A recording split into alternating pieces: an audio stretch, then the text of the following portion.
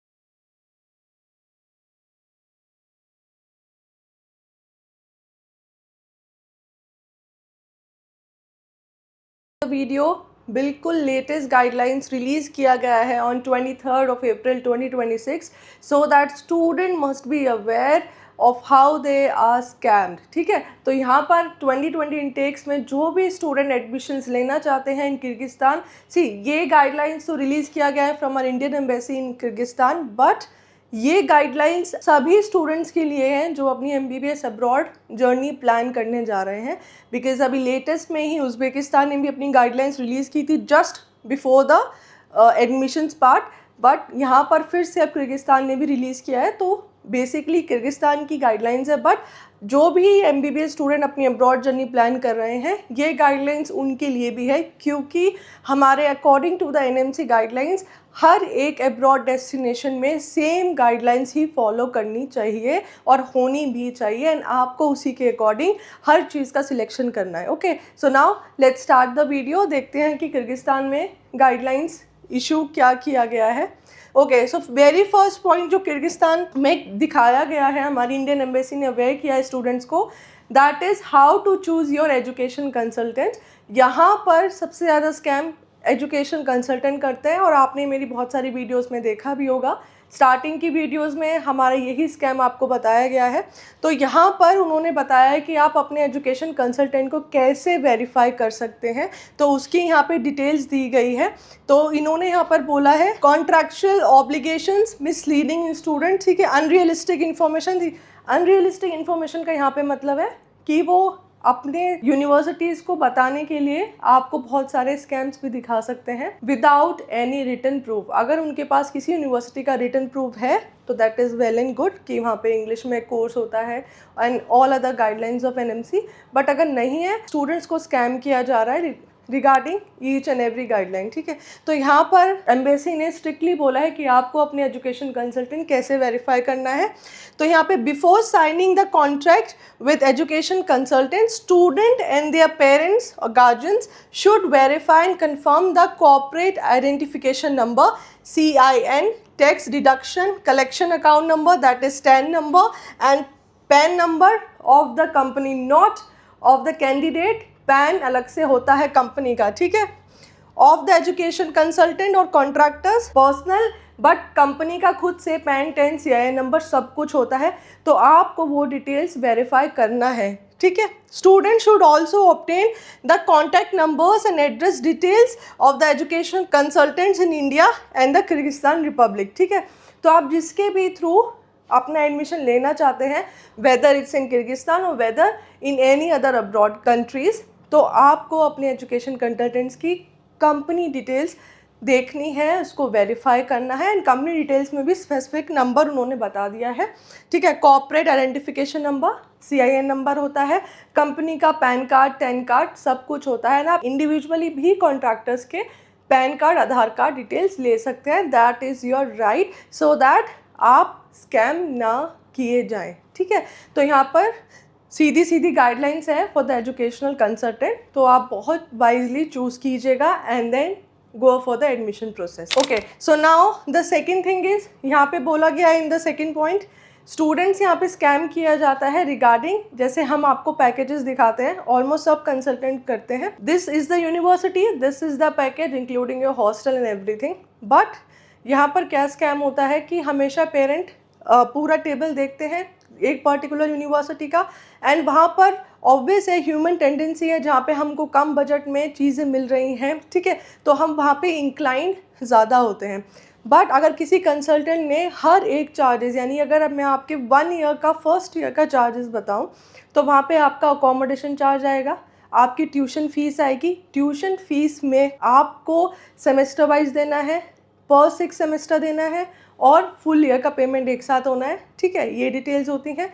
And in accommodation आपका mess charges भी होना चाहिए। यहाँ पर आधे ब्रोशर्स में आपको मेस चार्जेस बहुत अलग से लिखे जाते हैं, क्योंकि वो बजट को कम से कम आपको शो करना चाहते हैं as compare to the other consultant, ठीक है।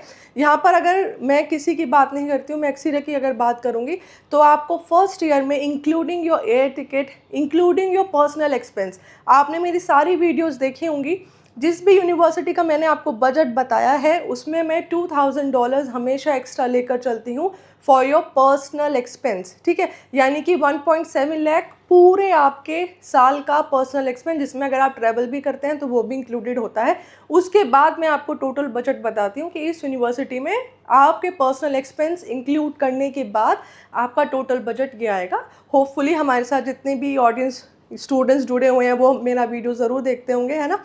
तो यहाँ पर आप जिस भी ब्रोशर्स को देखें, जिस भी कंसल्टेंट के पास जाएं, प्लीज़ बहुत क्रॉस चेक करें, ट्यूशन फ़ी मेंशन है, अकोमोडेशन चार्जेस, मेस चार्जेस, और हर साल वीज़ा रिन्यूअल के charges depending upon the country की वो ईयर बाय ईयर लेते हैं, या फिर 2 ईयर्स में लेते हैं, या फिर ऑलमोस्ट 6 ईयर्स का एक साथ आपका वीज़ा लग जाता है, ठीक है।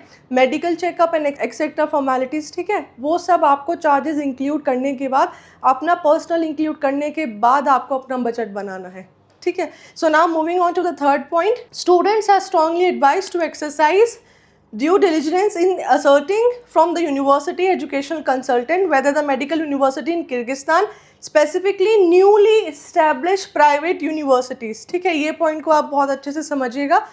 Newly established private universities have the infrastructure, laboratory, English speaking faculty। हर जगह, चाहे उज़्बेकिस्तान हो, चाहे यहाँ पे किर्गिस्तान हो, हर जगह सिर्फ एक वर्ड पे फोकस किया गया है, इंग्लिश। देख रहे हैं इंग्लिश पे, वहाँ पे तो उज़्बेकिस्तान ने बोल्ड में लिखा था रिपीट इंग्लिश, ठीक है, पूरा गाइडलाइंस बोल्ड में था, सिर्फ just for this one word English speaking होना चाहिए। And I will request all the candidates जिनका भी बजट कम है वो आप प्लीज़ मेरी एशिया इंटरनेशनल की वीडियो ज़रूर देखिएगा, वहाँ पर विद प्रूफ मैंने आपको एक एक चीज़ बताई है। You know newly established university है, बट स्टैंड्स आउट जितनी भी अब तक प्राइवेट यूनिवर्सिटीज़ है एट दिस बजट, ठीक है, तो प्लीज़ आप उसको ज़रूर देखिएगा। और उससे आपको ये भी हिंट लेना है कि अगर आप किर्गिस्तान में भी न्यूली कंस्ट्रक्टेड या फिर न्यूली इस्टेब्लिश यूनिवर्सिटीज़ देखना चाहते हैं तो आपको वैसे ही वेरीफाई करना है जैसे मैंने आपको एशिया इंटरनेशनल वेरीफाई करना बताया है, ठीक है, otherwise you will be scammed until and unless कोई एजुकेशन कंसल्टेंट आपको रिटर्न में नहीं लिख कर देता है तो, ठीक है। सो मूविंग बैक, यहाँ पे इंग्लिश स्पीकिंग ज़रूर होना चाहिए, परफेक्ट लेबोरेटरीज होनी चाहिए, क्लिनिकल एक्सपोजर आपका बहुत अच्छा होना चाहिए, अदरवाइज आपकी डिग्री पर झटका आ सकता है एनएमसी के द्वारा। So students are strongly advised to come to Kyrgyzstan. हाँ, थर्ड स्टैम्प क्या हो रहा है यहाँ पे, स्टूडेंट वीज़ा, यानी कि वीज़ा की बहुत कैटेगरीज होती हैं हर कंट्री में, तो यहाँ पर जो वीज़ा है वो आपका कैसे लगता है, कुछ कंसल्टेंट स्टूडेंट वीज़ा के नाम पर आपको टेम्परेरी टूरिस्ट वीज़ा भी दे देते हैं, क्योंकि उनके चार्जेस कम लगते हैं, उनको बचाना ज़्यादा है ना अपने पूरे बजट में से। तो यहाँ पर आपको बिल्कुल क्रॉस चेक करना है कि आप D3 वीज़ा के लिए ही अप्लाई कर रहे हैं या नहीं। ये वाला स्कैम जॉर्जिया में भी होता है। जॉर्जिया में अगर आप वीज़ा अप्लाई करते हैं, ऑब्वियसली कंसल्टेंट अप्लाई करते हैं, तो D3 वीज़ा स्टूडेंट वीज़ा होता है, उसको आने में बहुत टाइम लग जाता है, ऑलमोस्ट 2 to 3 मंथ्स। तो इसलिए जॉर्जिया के कैंडिडेट्स आपको पहले अप्लाई करना बहुत ज़रूरी है, अदरवाइज़ आपका सेमेस्टर बहुत रिस्क पे आ जाता है, ठीक है। तो 3 मंथ्स आप लेकर चलिए जॉर्जिया के वीज़ा के लिए। और अगर किसी कंसल्टेंट ने वीज़ा नहीं लगाया है या फिर टूरिस्ट वीज़ा लगाया है, वो तो आपका विद इन 15 डेज़ भी, मैं मैक्सिमम बता रही हूँ, आ जाता है, ठीक है। तो यहाँ पर स्टूडेंट को भेज रहे हैं लेकिन टूरिस्ट वीज़ा लगाकर कंसल्टेंट भेज रहे हैं। तो ये स्कैम भी किर्गिस्तान ने रिपोर्ट किया है अपनी गाइडलाइंस में कि आपको यहाँ पे स्कैम नहीं फेस करना पड़े, ठीक है। Now moving on to the next point, to ensure your medical diploma degree is valid for practice in India, ठीक है। Your university must strictly adhere to the FMG guidelines जो आफ्टर 2021 रिलीज़ किया गया है, क्योंकि आपका एडमिशन 2021 गाइडलाइंस के basis पर होगा। एंड लाइसेंस की सारी वही कंडीशन है कि आप जिस भी मेडिकल कॉलेज से कर रहे हैं अपना MBBS या परस्यू करने जा रहे हैं, उस कंट्री में आपको लाइसेंस टू प्रैक्टिस मिलना ज़रूरी है, आप एलिजिबल होने चाहिए, ठीक है। जो स्टूडेंट्स हमारे पास नए जुड़े हैं हमारे चैनल से, वो प्लीज़ आप मेरी लाइसेंस के दोनों पार्ट्स देखिएगा। मैंने वहाँ पे हर कंट्री के ऑलमोस्ट कवर किया है कि लाइसेंस कहाँ पर है और कहाँ पर किस कंट्री का लाइसेंस का मतलब क्या है, ठीक है। So please go and watch out that video also. तो यहाँ पे इन्होंने फिर से NMC की गाइडलाइंस को बताया है। सी अगेन यहाँ पर आ गया है इंग्लिश में होना चाहिए।